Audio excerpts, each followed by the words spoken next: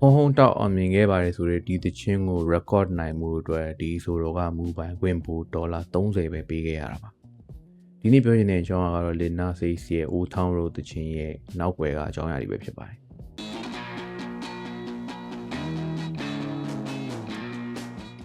Hello Noisy Dex ရဲ့ episode 2ကနေကြိုဆိုပါတယ်အဲ့တော့ဇလိုင်းအစားက producer beat တီးတဲ့ကောင်လေးစီကနေစားတာပေါ့နော်သူ့ရဲ့နာမည်က Kiowa လို့ခေါ်ပါတယ်သူက Netherlands နိုင်ငံသားပေါ့နော်သူက beat တီးတဲ့ sampling တွေလုပ်တယ်ပြီးတော့ Beaster ဆိုတဲ့ website ပေါ်မှာရောင်းတာဖြစ်ပါတယ် Kiowa ရဲ့ producing လုပ်တဲ့အမှုပညာနာမည်က Young Kio လို့ခေါ်ပါတယ်အဲ့တော့2018ခုနှစ် John လမှာ Young Kio က rock band တစ်ခုဖြစ်တဲ့ 9 Inch Nail ရဲ့2008ခုနှစ်ထုံးတွေကထွက်ထားတဲ့သချင်းကိုသဘောကျလို့ဆိုပြီးတော့ sampling လုပ်ပြသွားတယ်ပေါ့နော်သချင်းနာမည်က34 Ghost 4ပါအဲ့တော့အဲ့ဒီအချိန်မှာ Young Kio အတွက်ဒီသချင်းကိုဖန်တီးဖို့ကြာတင်ခဲ့တဲ့ပတ်စံက$180ပဲရှိပါတယ်ဒီ$180ဆိုတာကလည်းဒီ Beaster အတွက် register လုပ်တာတွေ membership တွေကြောင့်မို့လို့အဲ့ဒါတွေပါထည့်ပေါင်းတာပေါ့နော်ပြီးတော့သူ့အတွက်ဒီ beat ကိုဖန်တီးဖို့အတွက်အချိန်35မိနစ်လောက်ပဲကြာခဲ့တာပါသူကဒီ beat ကိုဖန်တီးပြီးတဲ့အချိန်မှာသူကိုယ်တိုင် personally ကတော့ကြိုက်တယ်ပေါ့ဒါပေမဲ့တခြားသူ့ရဲ့ဒီ senior producer တွေတခြားလူတွေကတော့ဒါကြီးကအလုပ်ဖြစ်မယ်လို့မထင်ဘူးပေါ့နော်ဒီလုံးကပေါက်မယ်လို့မထင်ကြပါဘူးဒါပေမဲ့သူကတော့ကောင်းတယ်လို့တော့မြင်တယ်ပေါ့နော်အဲ့လိုနဲ့ November လ2018ခုနှစ်မှာ Lina Says ဆိုတဲ့ကောင်လေးကဒီသချင်းကို$30နဲ့ဝယ်ယူခဲ့ပါတယ်ဒီနေရာမှာတခုရှိတာကသူကဒီဟာကြီးတစ်ခုလုံးကို copyright တစ်ခုလုံးဝယ်သွားတာမျိုးမဟုတ်ပါဘူးသူ့အနေနဲ့ဒါကိုတခြင်းသွင်းဖို့ studio သွင်းဖို့အတွက်နဲ့အနည်းငယ် tweak လုပ်လို့ရတယ်ပေါ့နော်အဲ့လောက်ပဲရတာပါတကယ် copyright ကတော့ Young Kio ကတော့ပိုင်တော့မယ်ဒါပေမဲ့လို့သူကလည်းဒါနဲ့ပတ်သက်ပြီးတစိမ့်တရေသားပိုင်ဆိုင်သွားတယ်ပေါ့နော်ဒါကိုသူတခြင်းသွင်းခွင့်ရှိပါတယ်အဲ့တော့ Lina Says ကဒီတီးလုံးကိုသဘောကျပြီးတော့ဒါကအလုပ်ဖြစ်မယ်လို့ထင်ပါတယ်အဲ့တော့ဒီဇင်ဘာလမှာသူကစတူဒီယိုဝင်ခဲ့ပြီးတော့သူစတူဒီယိုဝင်တဲ့အချိန်မှာလည်းဒီသချင်းကိုသူသချင်းသွင်းတာတနာရီအတွင်းပဲကြာခဲ့တာပါပြီးတော့နောက်ထပ်တစ်ချက်ကသူကအဲ့ဒီစတူဒီယိုကိုဝင်ခဲ့တဲ့အချိန်မှာအင်္ဂါနေ့မှာဝင်ခဲ့တာဖြစ်ပြီးတော့ normal နေ့ထက်ကို discount ရလို့$20ပဲကျတင်တာပါအဲ့လိုနဲ့ပဲ beat ကနေပြီးသချင်းအဆင့်ကိုရောက်သွားခဲ့ပါပြီအဲ့တော့ဒီဇင်ဘာလ3ရက်နေ့2018မှာ Lina Says ကဒီသချင်းကို SoundCloud ပေါ်မှာတင်ခဲ့ပါတယ်ဒါပေမဲ့ဒီသချင်းကချက်ချင်းပေါက်ခဲ့တဲ့သချင်းမျိုးတော့မဟုတ်ပါဘူးသူ့အနေနဲ့စသချင်းမှာဒီသချင်းကိုမပေါက်တဲ့အတွက်ကြောင့်မို့လို့ TikTok မှာ challenge တွေလုပ်တယ် memes တွေလုပ်ပါတယ်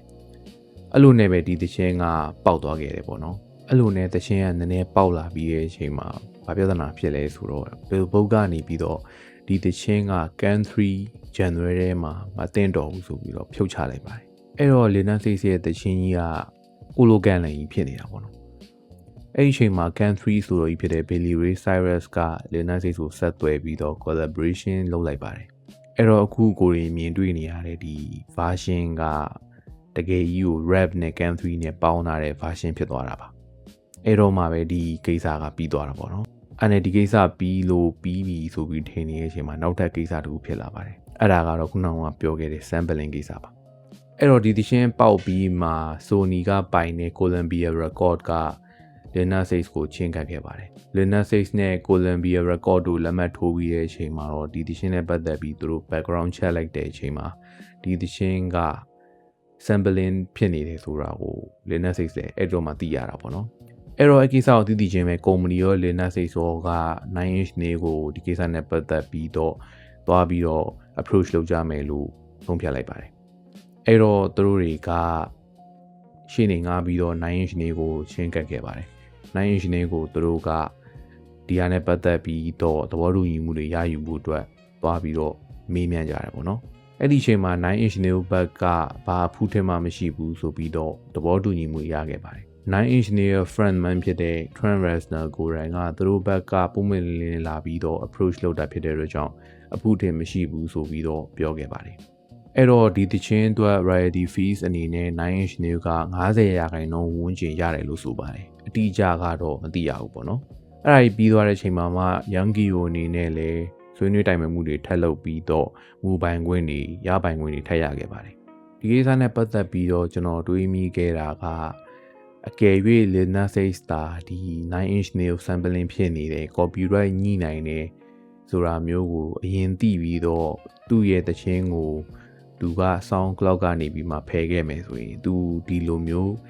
အရာတွေသူ့ရဲ့ဘဝမှာရောက်ရှိလာမှာမဟုတ်ပါဘူးပြီးတော့အားလုံးပဲသိတဲ့အတိုင်းပဲအဲ့ဒီတခြင်းက TikTok ကနေတဆင့်ပေါက်တဲ့တဲမှာစောတဲ့တဲမှာပါတယ်ပေါ့နော်TikTok ရဲ့အသုံးဝင်မှုကိုလည်းအကောင်းဆုံးသုံးချသွားနိုင်တယ်လို့ပဲပြောရမှာပါပြီးတော့ဒီမှာနောက်တစ်ခုတွေ့နိုင်တာက 9-inch nail တို့ဘက်ကလည်းတရားဆွဲတာတွေဘာတွေမျိုးမရှိဘူးပေါ့နော်သူတို့အနေနဲ့ကartist ကော company ရောကကောင်းကောင်း approach လုပ်လာတယ်ကောင်းကောင်းကြီးသူတို့ကိုအရင်လာပြီးတော့လာပြောတယ်ဆိုပြီးတော့သူတို့အနေနဲ့တရားဆွဲဆိုတာမျိုးလည်းမဖြစ်ဘူးပြီးတော့သူတို့အနေနဲ့လည်းအကျိုးမြတ်လည်းပြန်ရတယ်ပေါ့နော်သူတို့အနေနဲ့50%ဝန်းကျင်ရတယ်ဆိုတော့ဒါက fair ဖြစ်တယ်လို့သတ်မှတ်လို့ရပါတယ်အဲ့ဒါနဲ့ပတ်သက်ပြီးတော့ Lina Says ကပြောထားတာက 9-inch nail အနေနဲ့ 99% ထိရသွားရင်တော့သူဂယူးမဆိုင်ဘူးဆိုတဲ့ဟာမျိုးပြောထားပါတယ်သူ့အနေနဲ့ထိုက်တန်တယ်ပေးရတာထိုက်တန်တယ်လို့မြင်တယ်လို့ပြောပါတယ်အဲ့တော့ဒါက Noisy Dex ရဲ့ episode 2ပေါ့နော်နောက်ထပ်ဗီဒီယိုတွေမှာထပ်တွေ့ကြတာပေါ့ Happy for the time တွေပါ Peace